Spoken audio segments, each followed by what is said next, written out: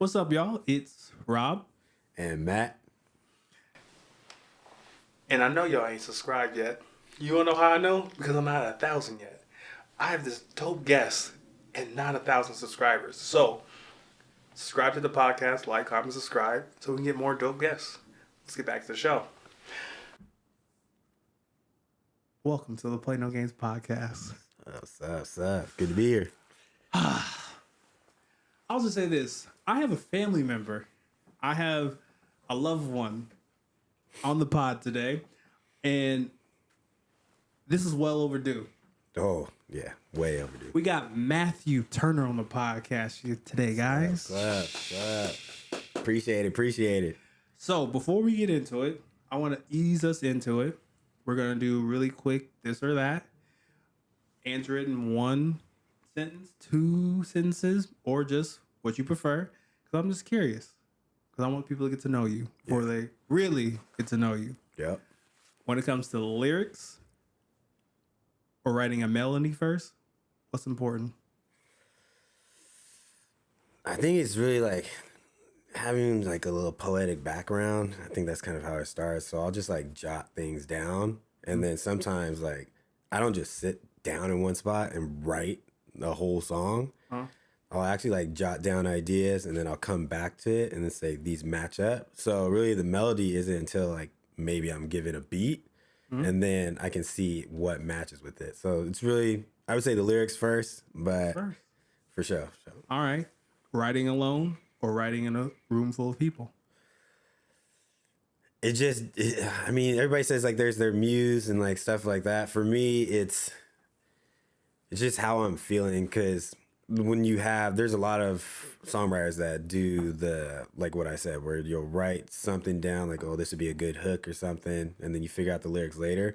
Maybe you're inspired by something that pops up later on, and then you're in a group of people, situations. Sometimes I don't just like sit there and put it on my phone because that's how everybody does it now, but sometimes I'll just like come up with the lyrics through like a hum or hear some sounds around people. Right by myself, it's like you do get writer's block where you just thinking too much, really. And that's like the downfall of it, doing it alone, is that you're just caught up in these situations where you're just like, that could be good, and then you become your own worst enemy at that point. So I prefer to be around people in situations, but for the most part, a lot of the stuff is I can get in the zone. And I mean, like, I can knock out like a song here and there, but at the same time, it's just like, you got to have that true inspiration. But okay.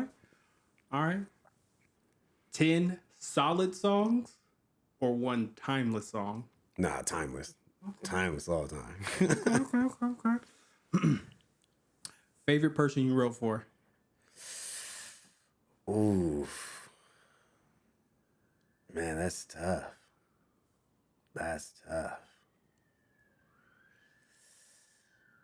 I mean, there's somebody who they don't directly know that I helped, but Pink Sweats, he's a chill dude, yeah.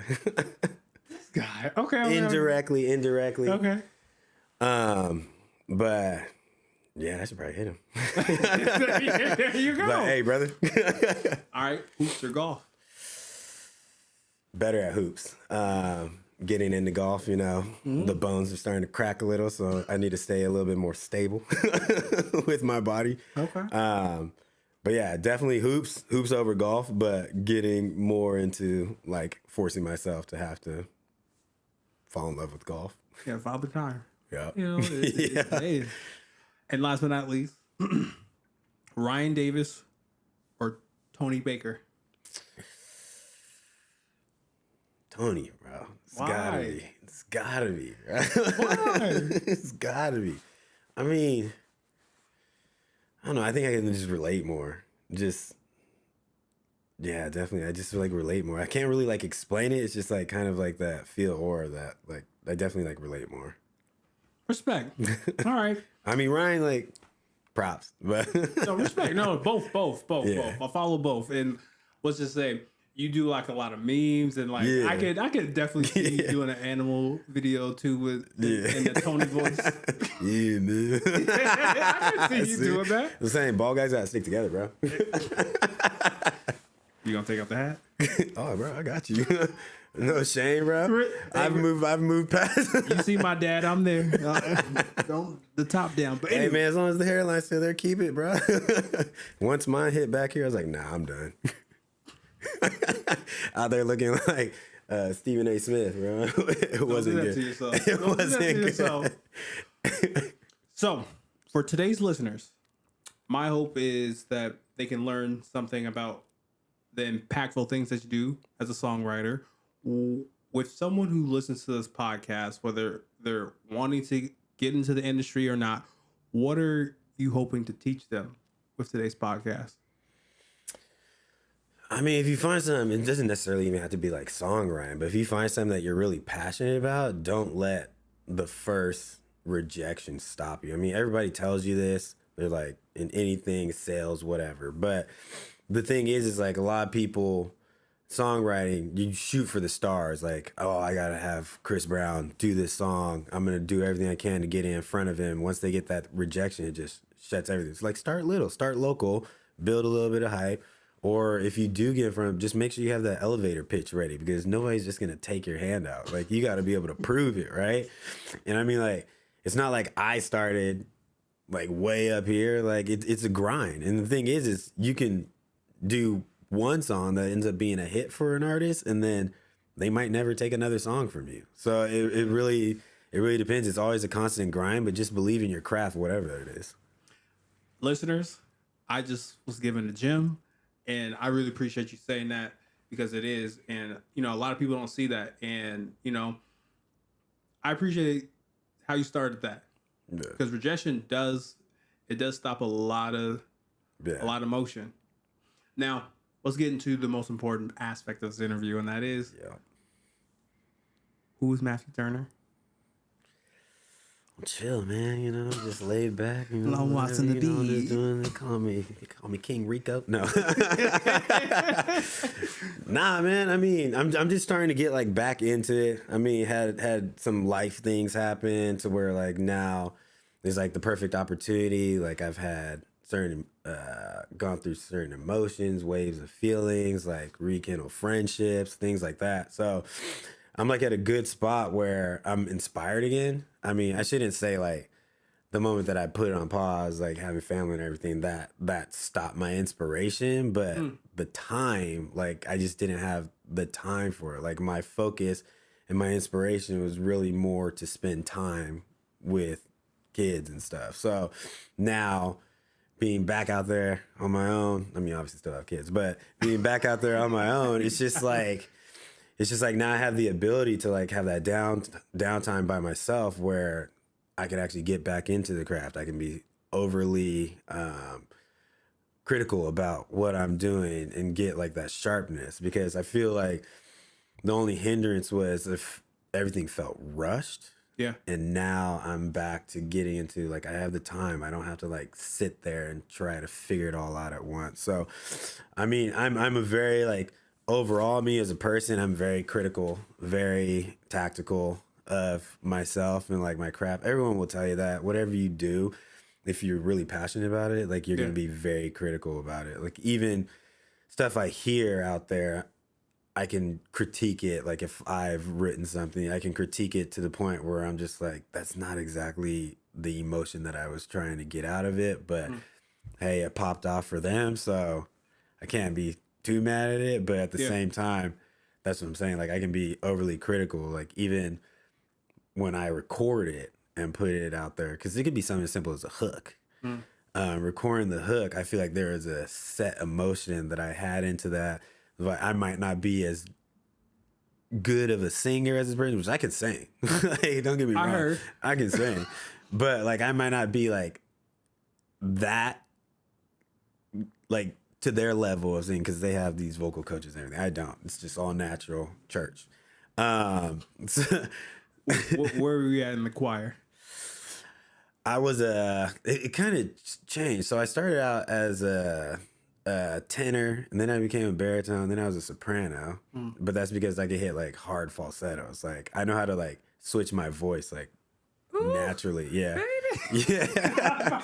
I would do it, but like I got a little sore throat right now. But yeah, I mean like, so like a lot of those songs, like I remember when Dream came out with Falsetto. I was like, I was smashing that song, like, like every note hit. I mean, you turn off the radio and it still sounded like it was on. Like, I'm telling you, like, I had falsetto like that. I don't know about right now, but it takes a little bit of training. But yeah, I mean, that's just like, I have to like be in my mood, very critical about what I hear, like the emotion that's impact. But a lot of artists, what I've had to come to terms with is a lot of artists are still singing for their consumer, their people. So they can't really be overly emotional. Like if it was like Trey Songz, like he can only go so deep into, well, actually he can go really into it because he does like that.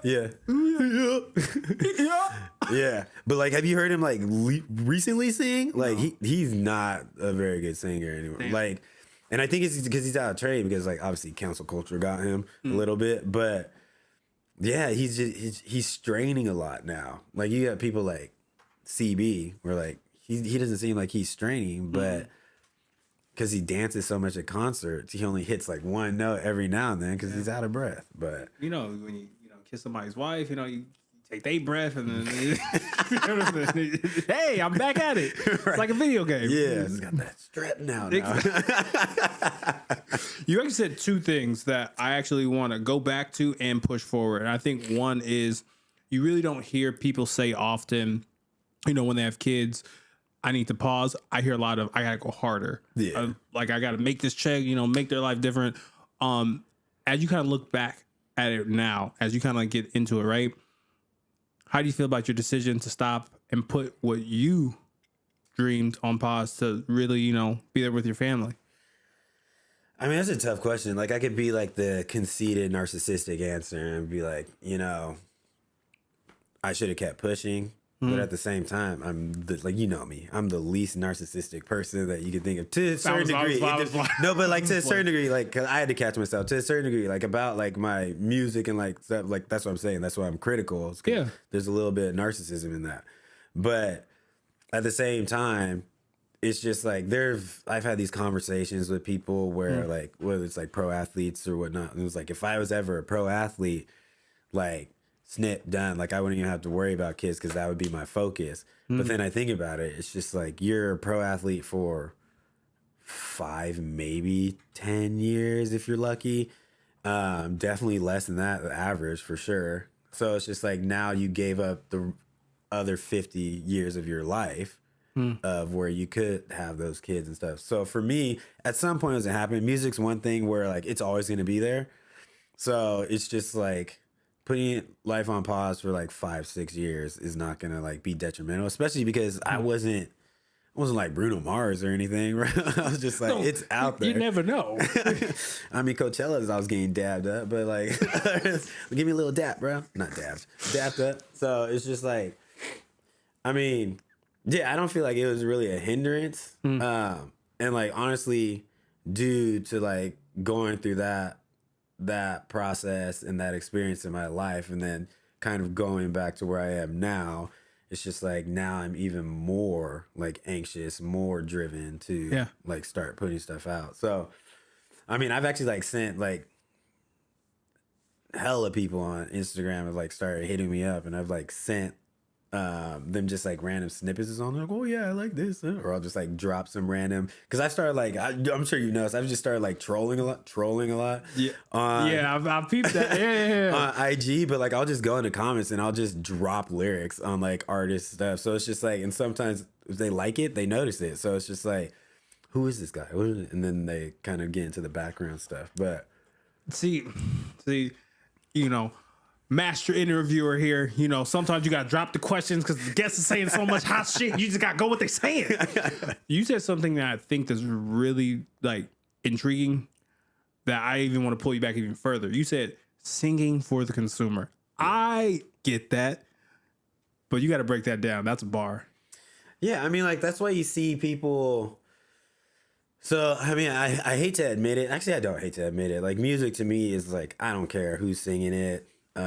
Or what genre. And that's the thing with me too, is like I don't listen to specific genre. Well, I do listen to specific genres, but it's also for me, it's like mood. Like when I'm like hyper focused, like just on my computer, like doing whatever. It could be like drafting an invitation to something. I don't know. I'll be listening to classical music. When I try to go to sleep at night, typically it's like a little bit of classical. I've been really like getting into country, which is just because I like stories and like they truly tell stories, and eventually you get tired of like beat it up, this and that. Because that's the thing with R&B nowadays. It's not really like R&B anymore. It's just about it's sex playlists, and it's just like. I'm a '90s R&B guy. Yeah, I mean, but like if you were to like compare it, like go with like Chris still does like good R&B, Tank obviously, but like you go to like Jacquees and you like try to compare him to like Jodeci, you're gonna say Jacquees is much more of a R&B artist than Jodeci was, because Jodeci was still coming from the hip hop or integrating the hip hop. So they were the ones that actually made it very, the ability for these artists to hop back and forth from hip hop to R&B, and people would be like, "Oh, you're a singer, you're not a rapper." Like Chris Brown does it all the time. Like he'll rap, he'll sing. Drake rap, sing.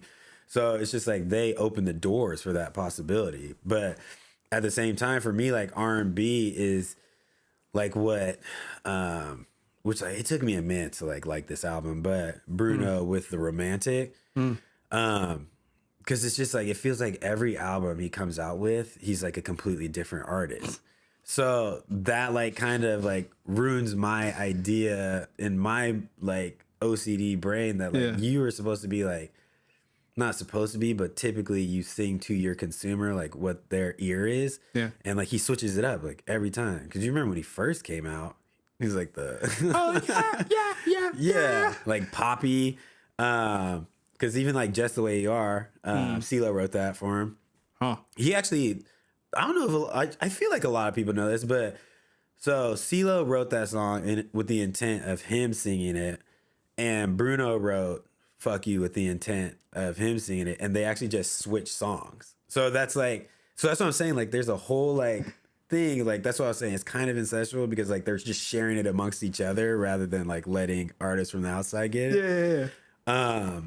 But yeah, I mean, like it's for me, like singing to your consumer, you don't really like change your music. There's few artists, going back to what I was saying earlier, but like Taylor did it really well. Taylor Swift. Yeah. She if you remember, she started out country, like Carrie Underwood country, and like obviously a little bit before Carrie, but she went from that into like pop to like kind of hip hop and then back to pop. And it's just like, but her brood, same thing with Beyonce, going from everybody knows her as pop. She also did R&B. And then if you think about it, like a lot of Destiny's Child's first music was like R&B, and then it went to like more like pop, then hip hop with like Soldier. And then when Beyonce came in, it was like that crossbreed of hip hop and pop. Then she went into R&B again with like, God, what is that? Why am I blanking? To the left song. Everything You Own in the box. In the box to the left. I'm Sasha Fierce. Yeah, Sasha Fierce. So that's more like, behind tap in. Let's go. But like things like that. It's just, and now she did this country album, and like people were like just being grimy with her about it. I was like, this is actually like people were blasting this in Nashville and like heart of the country. But like if you really want to talk about heart of the country, go to like Huntsville, Alabama, go to Savannah, Georgia. Like those are the people that are blasting this, and like they're the ones that are actually in the country, like that kind of country, and like even like Dallas and stuff. Obviously, she's Texas, so how can you be any more country than Texas? So the fact that people like went in on her about that was like wild to me. But those are like select few artists that like kind of were able to waver off the path of what their consumer is used to hearing and still have that diehard consumer. You listen to Tank. When has he really done a song other than like R&B or like lovemaking music? Like he has a #1 song right now on R&B charts about lovemaking. So it's just like, and people are like, Tank? And it's just like, yeah, the man can write music. And then like you're like Kenyon Dixon. There's like a lot of like artists out there that are just like they have an audience. They sing to that audience. Like even Justin Bieber, he tried to do the R&B thing for a little while. People are like, I don't know, go back to the pop thing unless he had like a feature from somebody. Exactly. He has to get back in that Yukon. Yeah, that's what I'm saying. So like even like the Daisy song, like people are like, well, that's like it's like a mix of like country and like pop. Okay. I was saving this for like the mid end, but how you answering? I just gotta get straight to it. At least what you can say. Yeah. At least what you can say. NDAs, bro. Not ours. It ain't that strong. Let me tell you. Not yet. Anyway, what songs have you written that you can't say? Dang, man. I mean, there's a few like that I can say. There's been bits and pieces that have been taken into a lot of songs. I mean, I'll just put it that way. There have been bits and pieces of things that I have put out into the universe. I'm not gonna say on paper, but put out into the universe that Say allegedly. Allegedly, yeah. This is all made up. But like there's like music. Oh, man. I'm trying to like think Them of the NDAs you thinking of is like the Justice League. That's not even like the one I'm worried about. I'm just trying to like God, there's just like so many songs. Okay, how your top 5 favorite?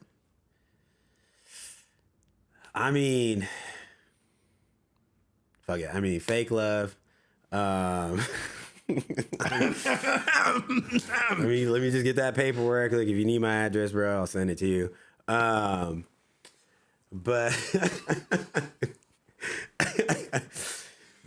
I mean, like if you listen to that, like before I finish this top 5, but if you actually listen to that song, what I would say is to make an opinion, to kind of understand like the way I think, and like when I was saying like putting certain emotion behind music, listen to that song by said artist, and then go listen to it by Eric Bellinger. Eric Bellinger is a massive songwriter.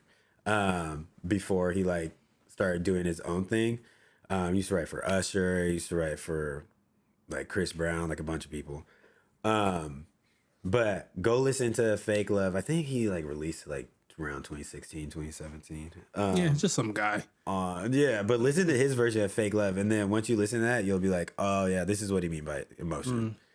And then you'll be like, oh, that's what they're tapping into. But I mean, Trevor Jackson, dope artist.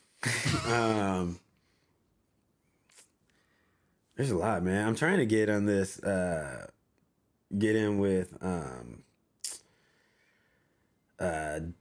Danny Lee.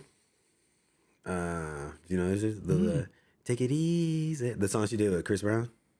So she's the baby's baby mama. There we go. Why did I? Damn, that's crazy that I needed that. Yeah, okay. There's her. There's Lexi Pantera. Yeah, you just go back on this. You'll see who I'm talking about. But it's like artists that are like, they're known, but like there's always an aspect. I bet there's a gang of songwriters going after them. They're just like, you could be bigger. You could be so much bigger. But a lot of them don't necessarily care to. They're not willing to risk their, like I said, their inspiration to just do something because it'll make them bigger. But Teddy Swims, man, I remember him when he was like long before he was doing covers on YouTube, because he's like my little bird's age, so what, 5 years younger than me. Damn. So I remember when he would pop in, he had like a little hair. I mean, he should have got rid of his hair a long time ago, but I won't judge. We all held on a little bit longer than we should have. bring us home. The last one. What would be the last one? Oh man, I just wrote a song for it hasn't come out or anything yet, but there's a collective called Trap Soul Collective. And you go on there, pick up any of those songs, and you'll be like, Yeah, it sounds like boy. So it sounds like you were the one who helped me through my depression. Oh, 100%. Oh my gosh. That sounds like Bryson Tiller, bro. There you go. Got you. I didn't want to say it, but so can I say thank you? Yeah, I got you, bro. I didn't think he was gonna say. I appreciate you saying that, because I'll say this. I was like, oh, a while back before we were talking about the pod, I was like, oh yeah, I was hanging out with Frank and all them, and I was like, and you told me that. I was like, yeah, right. I was like, yeah, right. And then you're like, you said, blah, blah, blah. I was like, Yeah. only someone. You gotta pull up the notes on the phone, bro. You can deny it all you want. But I said, this is crazy. But no, and I think that kind of like puts me into of like just, and it doesn't have to be like an artist, right? I think the most important thing is like with that kind of a resume, what song do you feel that you know helped wrote, you know, all the things that made you felt that you belonged in the industry before that? Yeah. I remember there's a little guy, I can't say his name, but I can say the song. But there was a song where there's like a little bit of a snippet, and by a little bit I mean there's a lot. And I know he doesn't write, this person doesn't write his own music. Maybe now he does, but when this album came out, he didn't. It's when he first popped off. But Heartbreak Anniversary. there was like when I first saw that like actually like go off, I was like, wait. I was like, how to get? But that's what I was trying to like say is like there are times where I will give something to who my manager at the time, shout out Marco, sign me back, bro. Please. I'm back. But like he would literally like what I was saying with like artists, like they just like send it out there, they'll get like 5-6 artists to do a cut, and then they'll send it back, and usually it's like they won't necessarily have them do the whole song, they'll just do like first verse, hook, chorus, and then it's pretty like raw when you get it back. Like they're not like overlaying and all that stuff most of the time, unless it's like Chris Brown, like that he'll do like a full song because his intention is like I'm gonna get this song. Yeah. Because for the most part he's paying nickels for the songs because he'll just be featured on somebody else's. So and that guy, man, if you ever break into the industry, like figure out how to connect with his people, because if you need a feature on a song, like he's gonna do it, because like he's everywhere. He's like what T-Pain was. We're like, he's just like, what? T-Pain on a country song? All right. But yeah, I mean, like when that song like first came out, I was like, man, this like sounds real familiar, because I remember when I heard it on, I think it was like on YouTube when the video dropped, or I was like listening to the album on Spotify, and like I was singing the words to a certain aspect of the song, and my lady at the time was just like, how do you already know this song? I was just like, wait a minute, how do I already know this part? So it was just like, and I mean, like there are like, to be fair, there are, because there's like my notes in my phone, I have like so many, like obviously I got rid of the spiral notebooks, and I'll just put it on my phone, send it to the cloud. My cloud is full of songs. Damn. But there are times where when you get into a certain vibe when you're listening to something, like you can make up words, and it could be like word for word verbatim what the artist is saying, because you're feeling that same emotion. It's like I have that little weird thing where like I can see color in music. I can feel like a person's emotion when they're singing a song. Like I know a lot of songs, like don't hate me for this, but a lot of songs that Trey Songz sings where he's like, just like you're just like overdoing the emotion to like try to get impact. But if you really think about it, it's because he's planning on doing that in the concert, and like that's what gets like the people revved up. So he knows what he's doing, and it's just like, and most people wouldn't go see these artists live if it was like that terrible on the album. So, because like he doesn't dance, so like what else is he doing? His entertainment is him performing the music. So and taking off a shirt. Yeah, I mean not now. Keep that joint on, bro. You better stop. Not now. Okay. We're going to pause here. I gotcha. It's the bait. Guess what? We're going to go to a quick commercial break. We're going to come right back because now we're going to do the part where some of y'all may hate to do. Learn. You got to learn. Meaning we're going to break this down even further. So we'll be right back. As you may know, I'm Arthur Dixon, and I created for you 10 recipe cookbook to help you cook vegan food for your friends. It's 10 simple recipes from desserts, meals, even appetizers that you can incorporate into your everyday meals. There's nothing hard about this recipe book.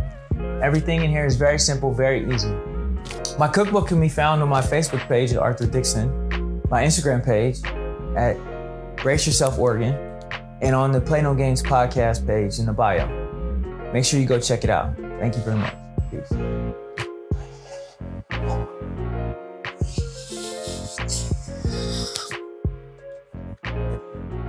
You didn't see none of that, okay? Hey, welcome back. And I'm not gonna lie, I'm learning a lot. And Matt, I appreciate you still staying. And you said something like beautiful. And I think when you put in your 10,000 hours, you can really feel the passion of what you're talking about. And one of the things you said before we went on commercial break that was just brilliant and beautiful was you can see the color in the music. And I think from a songwriter, how can you see that? Yeah, I mean, like, you have to be honest. A lot of people don't know that they're seeing it, but they are. I mean, if you have to listen to a song and just be like, oh, I'm seeing like red, like you're trying too hard. Like it just comes to you. And that really like determines the type of song you're writing because you want to kind of stay on that. And that's like where I was saying at the beginning where sometimes I'll just write the lyrics and then when a song or a beat comes to me, when a beat comes to me, Okay. Yeah. that's what I'll see. I'll see the colors and I'll be like, oh, that matches like this emotion that I was feeling. Cause like everybody, you rate your emotions in colors too, like how you feel. So, I mean, yeah.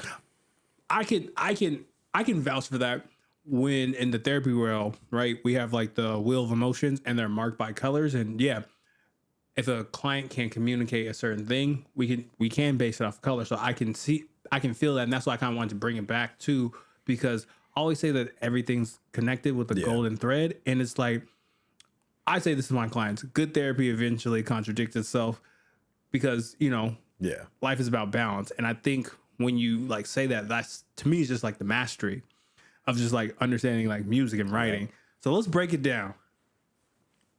When it comes to like writing a song, how would you break it down? What's the process? I have the benefit of not having to worry about a timeline or the artist. I mean, at some point it'll probably get to that, but I don't have to worry about writing a song for a specific artist. Like I have the benefit of I can write with how I'm feeling. I'm not really writing something down and be like, oh, I feel like this would be catchy. Or I think like your favorite artist, when they first came out, they had that album that the label made them release. But like you go back to like back when they had SoundCloud and like things like that, and you listen to like that music, like that's the music that really like drew you to that artist. And that's when they were really just singing based off of or rapping based off of what they were going through, like their emotion. It wasn't commercialized. So I think for me, having that benefit, I hope to like keep it as long as I can, where I just in tune with like whatever emotion I have at that point. And like I said, it's like poetry. I could take a journal entry and turn it into a song. So it's just like all it is like rhyming words. But the thing about it is like when I rhyme words, I try to add intellect to it. So I'm not just using like inward this, inward that, or like Wisconsin. Yeah, I'm not doing stuff like that. There's got to be a little bit more depth to it. I'm not trying to rhyme orange with something. Like, it's not that ridiculous. It's more so I don't want to overcomplicate it, but I want there to be like some sort of like signature that I'm doing. And for the most part, writing rap and R&B, you tend to get lost in that kind of cadence of you're kind of doing the same thing as everyone else. So it's really like breaking out of that. And that's what I try to do is I try to break out of that. I don't want to just do the same old song. So, I mean, yeah. And again, it depends on the artist. So like when I do covers of songs, Yeah. it sounds probably, hopefully completely different than what the artist, it could be over the same backtrack, but I want to be able to display my emotion. So when I do a cover of a song, or do my raw draft of a song, like that's me. So it's not, I'm not going to do a cover of a song that I have no tie to. So that's the thing. You won't just hear anything. So if I'm hearing you correctly, you have a signature. Could you like what would be your signature to know that you've either had hands and feet or just your emotions were tied to a song? I think mine, and like it might be a little hard to explain, but mine is so obviously R&B, lovemaking, passion. For me, if my music can like draw like watery eyes from the masculine, then that's my signature. Because like that's how I test my songs, is just see like I'll play it around some friends and stuff, and like if I see them like just like really like sunken in and like thinking, I'm just like that's my thing. Because like you see all these videos of artists in studios doing songs and people just like yeah, but like I want to see like at least 3-4 guys like really like heart beating in their chest, getting heavy, like really feeling that emotion, and like not in that type of way, because like I know if I can get guys to do that, females are gonna love it. And same thing the other way, because like a lot of music, and like I don't know if I told you this, but a lot of music that I've written has been for women. So like not written it for them, but they're the ones singing the music. So it's just like that's how I have to get in touch, and like to be a female R&B artist, like singing about similar things that men are singing about. It's just easier, I think, for men to do it, because that's just the assumed thing. It's like, oh, he's gonna take his shirt off and like or whatever, and like this, and but like female R&B artists are like starting to like LMA, Coco Jones, like they are starting, because they are making these men feel the song. Olivia Dean, like it's just like you gotta think like this is like a wave that's coming now, and people like I've been expecting it for a while. Like with Kiana Lede, like it's been coming for a while, but you had like Kehlani. I remember when she started out, but now all of a sudden Kehlani's been around for like damn near 20 years, but like people are just now like in the past maybe 5-6 years realizing who she is. But like in the music world, like everybody knew who she was. So Okay. no, I'm just. But that's my thing. I just like if I can make a man really like get really in touch with their emotions, then that's a job well done. I'm gonna say, Trap Soul at a time, anniversary, you know, that Danny Phantom line. I don't know if you wrote that, but no, I mean like you gotta get Pen Griffey his okay. But no, I really appreciate you saying that, because it kind of like, because that is a signature, and as you say that, I just go back to what you said.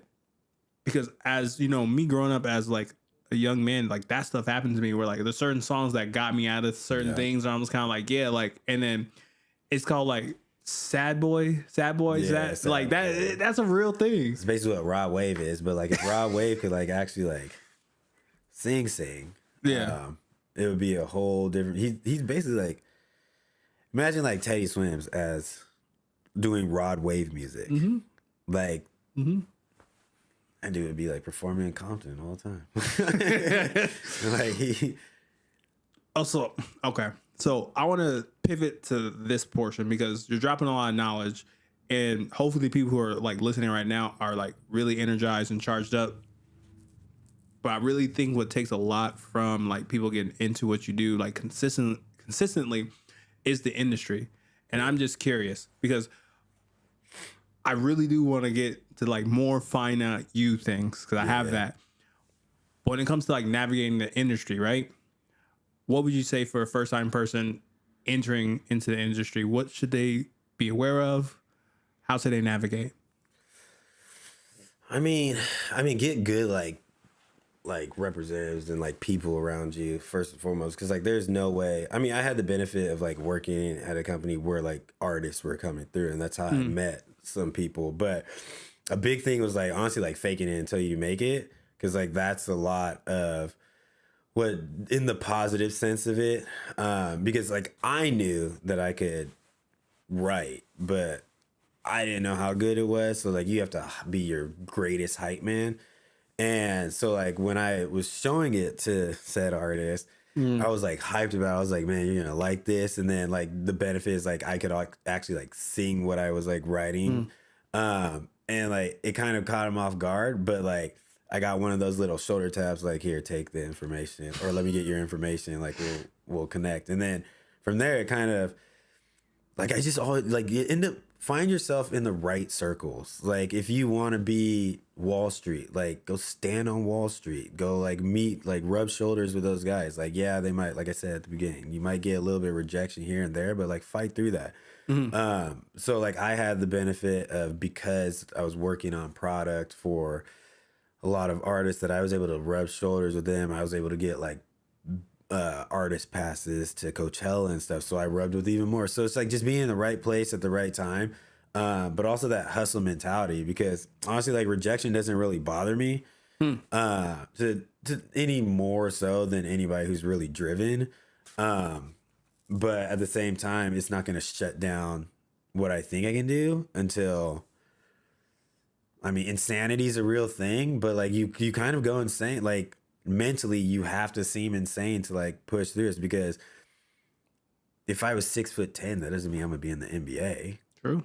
So it's just like you got to keep pushing, because there's hundreds of millions of other people that are also trying to get into this industry. So just find your niche, find what you really want to do, and then just put yourself in a position to make that happen, because nobody's gonna do it for you unless you're Justin Bieber and somebody finds you or discovers you. But even then, like he was popping off when he was like a kid, and then he was discovered when they were going through YouTube videos, just finding one by Ellen. So it's things like that where you just have to, it's a grind. Like people think, because like I said, like I took that time off. I'm gonna have to grind so much harder to like get back in those circles. Like I said, like I don't have Marco anymore. Shout out again, Marco. I don't have Marco anymore, but like he's only like a call away. But at the same time, it's just I have the benefit of like easing my way because I know the avenues and stuff. But there's a reason social media is created. Reach out to those people. There's people who say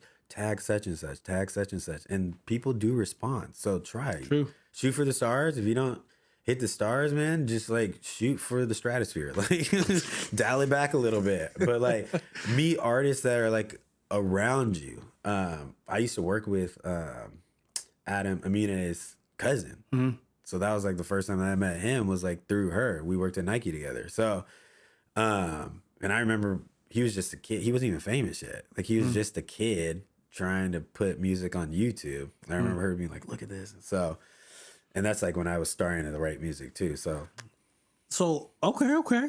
Let's get into the star of the show. Like, I know you were talking about your resume, but I always say the job doesn't make the person makes the job, because, you know, when you write songs, you have to write from a place of like you said, the emotion. And I really appreciate that, because a lot of people ask like, oh, is it hard to be a therapist? I'm like, no, it's not. Like, you know, when you sit in spaces with people, you know what they need. Like you feel that energy. So like I see the colors. So like I know what color you need to be matched. And I guess I kind of want to ask you, where it's like, yeah, you're coming back into the music gang. I think one of the things you kind of like said that was pretty dope is like when it comes to like the music and understanding if this fits your voice or you want to push it to other people. I guess as you kind of have a new album and you start to do new things, like, are you going to stop pushing your music, or are you going to start keeping all of your music just for yourself? Yeah, I think that's the thing. I the dream would be able to like keep it and release it on like my own behalf as like, and people just like taking a liking to that. But like I'm not so into myself that I feel like I couldn't do it, I guess. But like at the same time, it's just like working your way back into this industry. Like that's something I'm gonna have to do. Is I'm gonna have to like give my babies away, and like as they pop up, and then that will re-trigger rumbles. We're like, oh, who wrote that song? So, but like now it's more so like I just need to like this time around I need to really like push for credit like on the music. Like, I don't need the royalties, but like when people pull up songs and they see like songwriter and it's just like the artist and maybe the producer, I need to be up there too.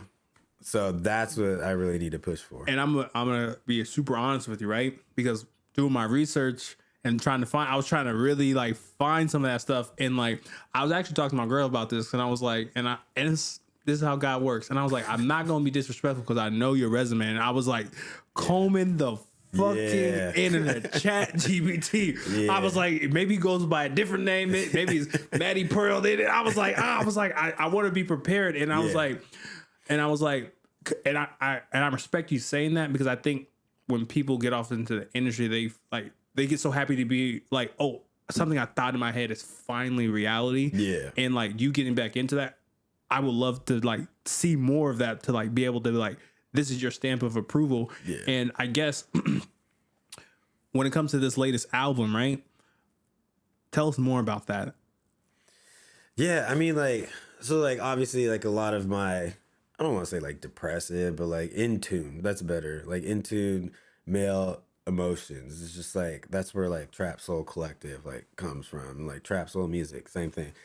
But just having like that in tuneness with yourself, like that's what this album's to be. Like what I said, like I've gone through like some pretty like impactful emotional stuff like in the past like maybe 6 months or so. So maybe a little bit longer, but in that time, I feel like I've written a lot of like good music. And actually, I did go by a different. I used to go by Lakely Divine, but I switched that. I was like, how did I even come up with that, bro? But I dropped that question. I was like, oh, we're gonna ask. So I was like, forget about it. Yeah, but like the thing is like there's a lot of songwriters, but usually it's like Trap Soul Collective. Like it's a collective of songwriters. Yeah, there's not just one songwriter.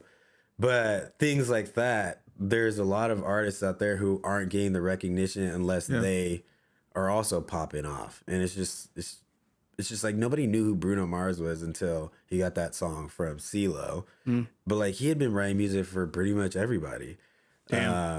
Elijah Blake, same thing. Like he wasn't getting credited on songs. So like that's the thing that for me, it's like, yeah, you go and I'll go to LA, we'll go in some circles, and then I'll be with you, bro. And random people come to me like, oh, yo, what's up? Then it's like somebody that I met like down doing that. So it's just like, it's real, but it's like hard to prove. And like, as the older I get, I'm just like, I need that legacy of like, people need to know, like I had a hand in this. And that's why this podcast was so pivotal, because like, I'm just going to say this. I'm not saying I'm the best podcaster, but people know this is We Be Podcasting. I'm just gonna say I feel like we inspire some people, and they ain't gonna name drop that they've been seeing me for the last 5 to 6 years. It's just something about having that stuff documented, and I really appreciate you saying that you just want a paper trail. And I think for me, maybe I'm jumping the gun, but I feel like it's not coming from a place of like vanity. It's coming from a place of like, you want that because it's just like, it's me versus me. It's not me versus the industry machine. Like I could be feeling that wrong, but like I feel that. Yeah, the way I would relate that is like people sign these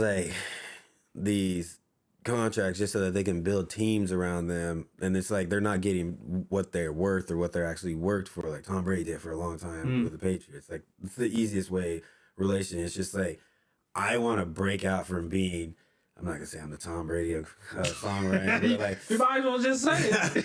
I want to break out from that and like see, dude, like people will be shocked like when they see it, because like my close circle, like you see it, like I'll pull up songs that and the date will be like 2010, 2008, and the song had just come out. I've seen this. I was one of the same people. Was like, you didn't do that. I was doing the nigga shit. I was like, yeah, nigga, yeah, right. I was like, pull it up.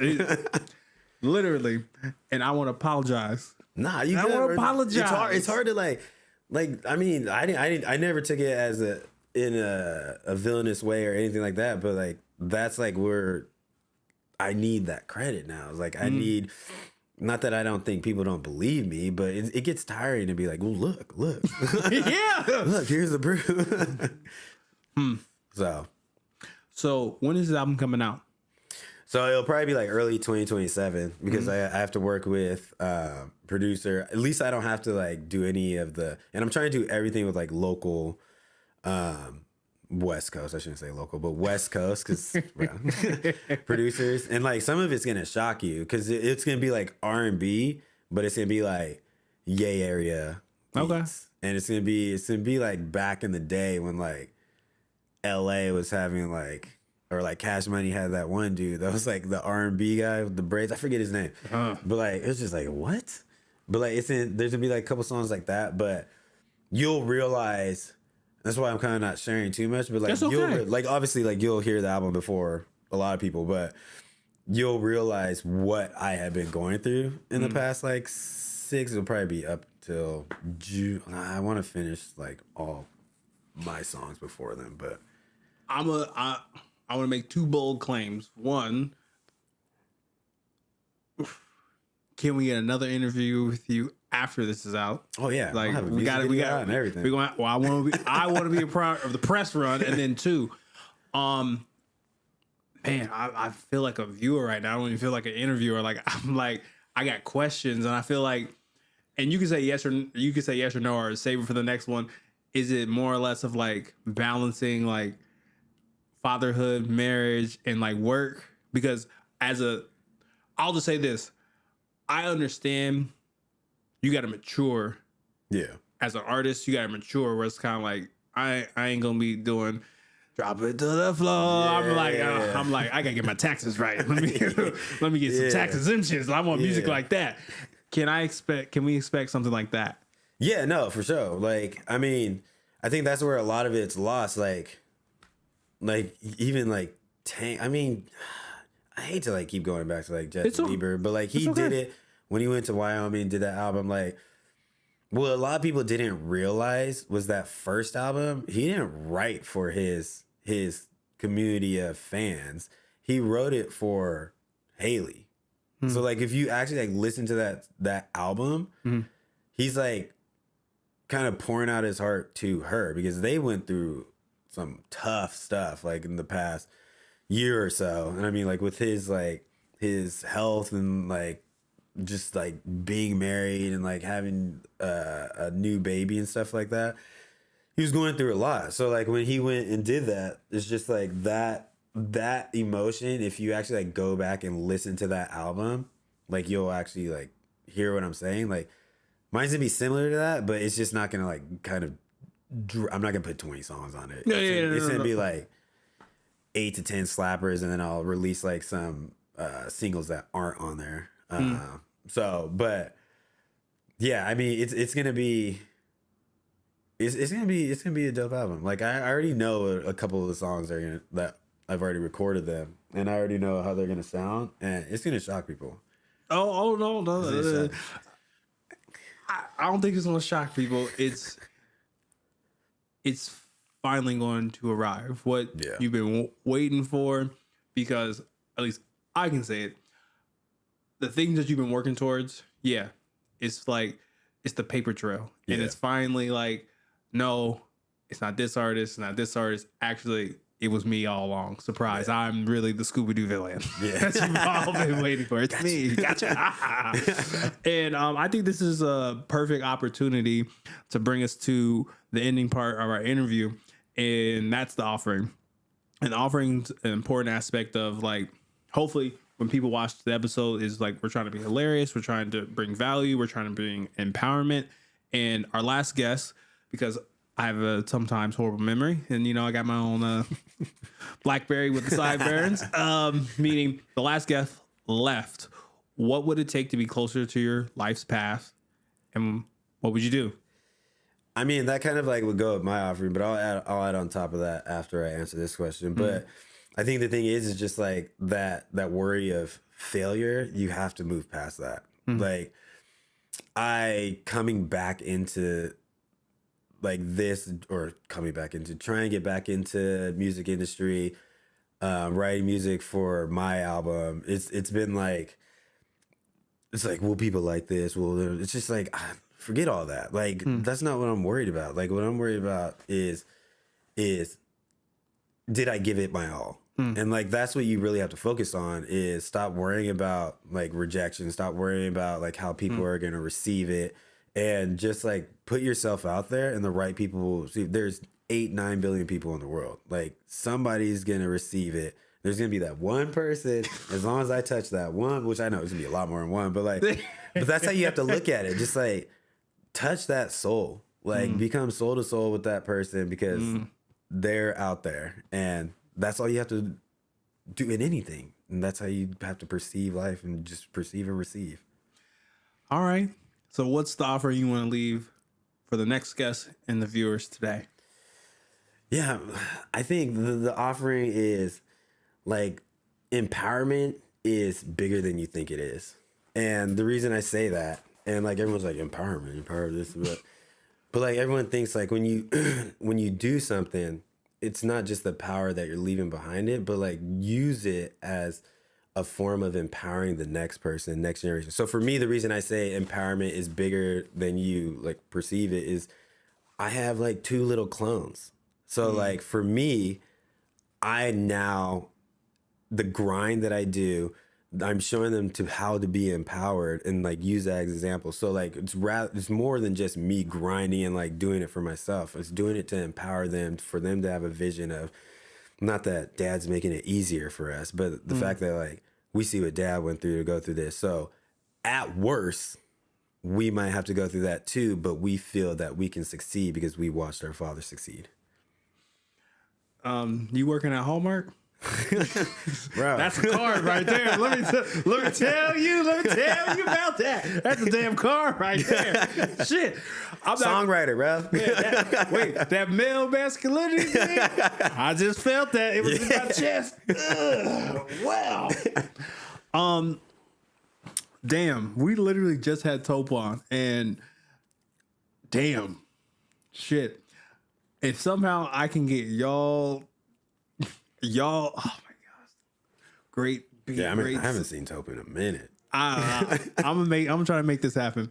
Anywho, I want to say I really appreciate you coming through and like sharing your knowledge and just the person that you are, and not letting the chip on your shoulder turn you into a competitive beast, which I say, when you do good work, eventually you'll pay for it, because everyone has a chip on their shoulder. And I believe I've had that chip on my shoulder, and I let it go, because the bigger thing is, I always like to say, is I grind for podcasting and all stuff like that, because I actually simply enjoy it. And I always say I want to pay my friends, and that's why I tirelessly do the things I do. So I appreciate you inspiring me to like keep going that forward.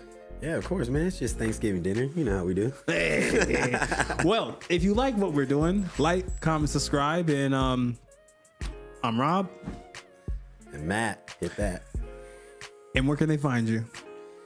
You can find me at Matty Pearl on IG. I'll start getting back on the Twitter and everything, get that all set up, and then I'll just shoot that over to you. Or the next time I come on, it'll be up and running. Damn right it will. All right, we out.